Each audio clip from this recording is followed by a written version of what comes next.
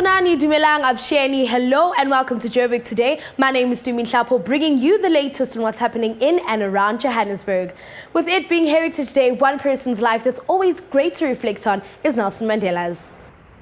Well, the mandate that we've been given defines our objectives, and we do three things. One is we share the legacy of Nelson Mandela as widely as possible. The second thing we do is we provide an integrated information resource on his life and times, like this exhibition here. And thirdly, we convene dialogues on critical social issues. We seek to serve a global audience because Madiba is a resource for the whole world, but we also have a special responsibility to reach systemically disadvantaged South Africans. So we're looking at two ends of a spectrum. Around us here used to be Madiba's post-presidential office, so his personal office is just over there, preserved as it was when he walked out of the door for the last time in 2010. And we've turned this whole upper level into a public space in the sense that members of the public can come in, they can see the exhibition, they can do research in the reading room over there, and they can come to dialogues that we convene. Well, I think it's important because of the mandate that Madiba has given us, and it's important because the work that we do in the world is important.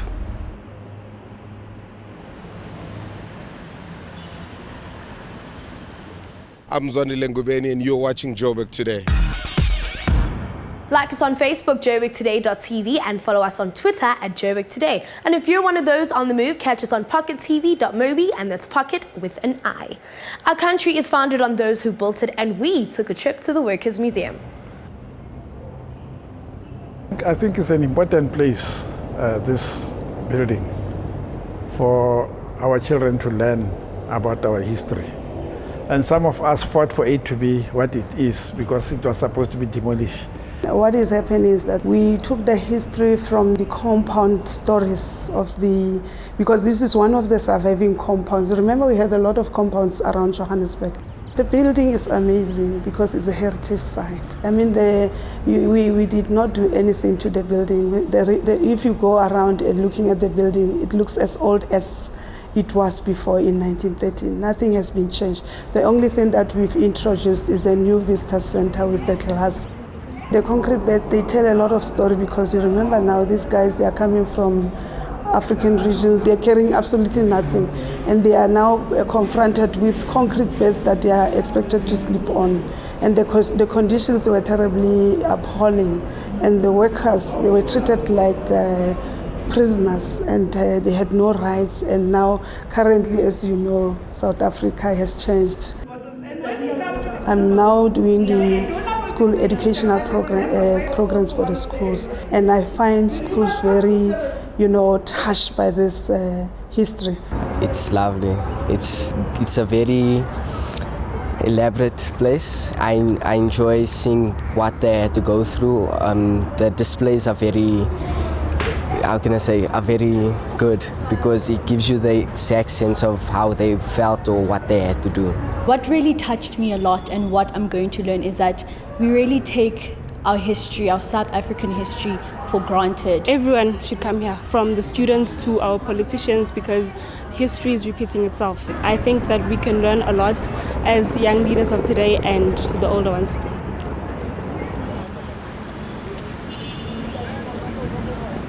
My name is Ray and you're watching Joburg Today. Embracing cultural diversity is key to promoting tolerance, peace, and unity across the globe. This is the vision behind the Gauteng Carnival, a massive celebration of African identity underway today. We spoke to the main organizer of the event, Dali Tambo. Dali Tambo, what a pleasure to have you on the show. I'm a huge fan. You are a TV icon in South Africa. In fact, your whole family is entrenched in the history of this beautiful country of ours. So big pleasure, a big honor to have you with us. Much. I wondered what happened to you after your show and where you disappeared to. Now you're in the carnival business. What inspired the shift?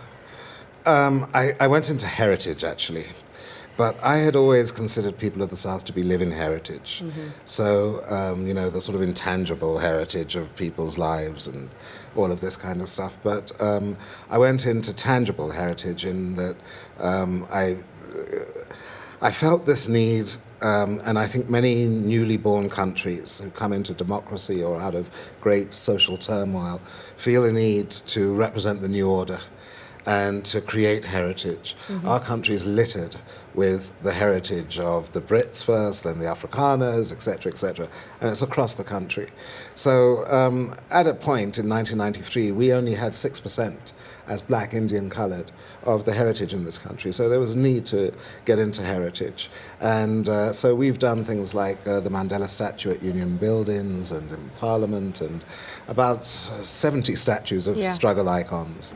And a part of the heritage for me is also that intangible. And so I wanted to do a carnival. One, because when I was young in England during the struggle days, I would run the ANC stall at the Notting Hill Carnival. And I would always wonder, why just the West Indians? Why don't you invite the Welsh and the Irish and the Scots and the Pakistanis and all these Russians and Polish and other people who live in London and show the world you are a united kingdom, as you say. So that's been festering in my mind for a while. 2 years ago, I went to Parliament and to a few departments and said, look, I'd like to do a social cohesion carnival, in which we bring the heritage of each of our communities. We invite everybody. And previous to that, it had mostly been our people alone, mostly children. So this is an adult carnival.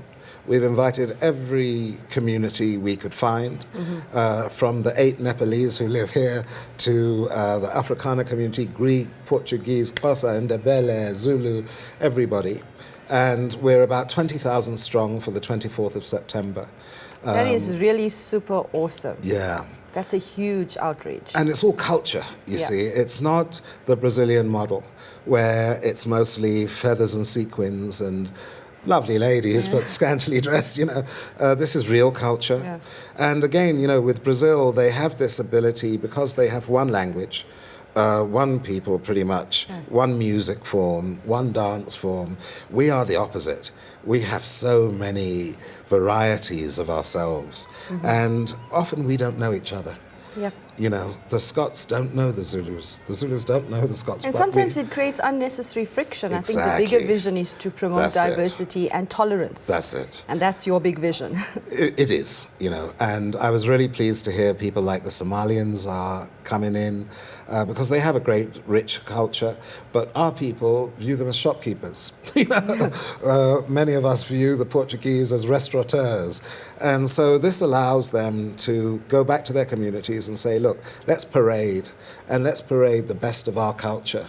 And let's put together a float and dress up in our costumes and show South Africa. And be proud of who we are as it. individuals. Do you think South Africa today embodies the Rainbow Nation? Yeah, I think it does, in fact, broadly. But we don't have knowledge of each other. And that's what you need. If you're going to be a non-racist, as our constitution calls us to be, you must know the other cultures so that you never fear them. You actually adore them, and you eat their food, and you wear their clothes, and you listen to their music, and there's cultural exchange that's dynamic. Sure. But it's also about acknowledging other people that after all these years, these are all South Africans. I might have come as a Portuguese with Diaz or Saldana or whatever. My people named Natal, but nobody knows that, And so I'm seen as a restaurateur. Or a dry cleaner community or something like this, So I hope the end result of this will be a day of joy.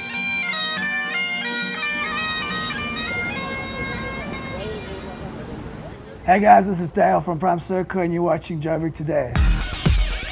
That's it from the show today. For more on the city, check out our playlist. From myself, Dumin Chapo, I'm out, and I leave you with More Than Ordinary by Match. Back in ETV.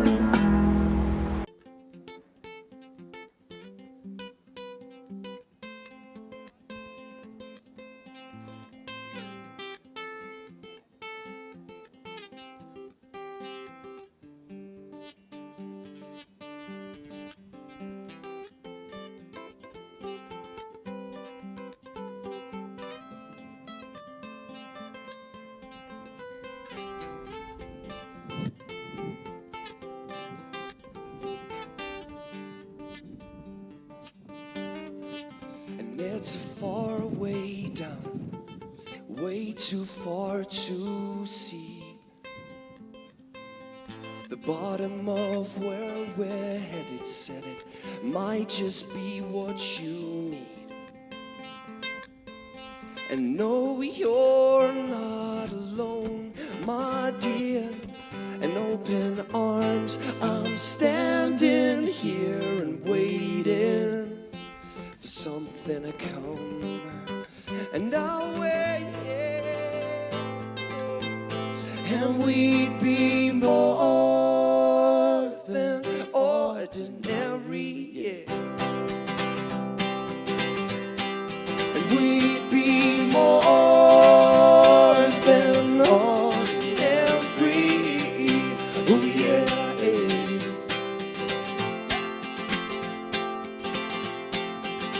Cause you're racing now, wondering how you're in the mess you're in, and know that it's where we're headed, said it might just be what you need. And know you'll never be alone.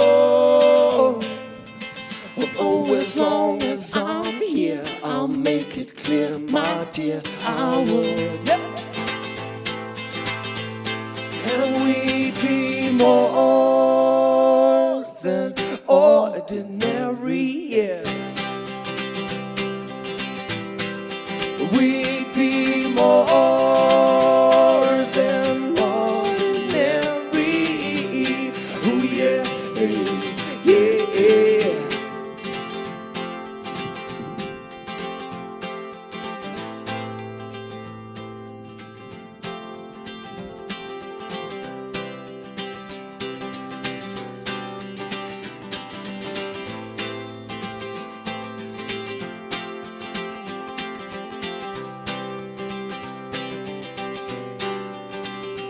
You're shaking now, wondering how you're in the mess you're in, yeah.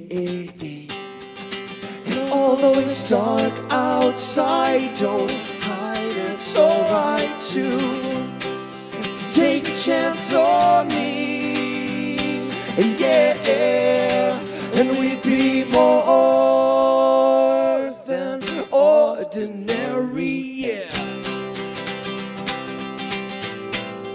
We'd be more than ordinary, oh yeah, yeah. And we'd be more than ordinary, more than ordinary, more than ordinary, more than ordinary, more than ordinary, more than ordinary, yeah.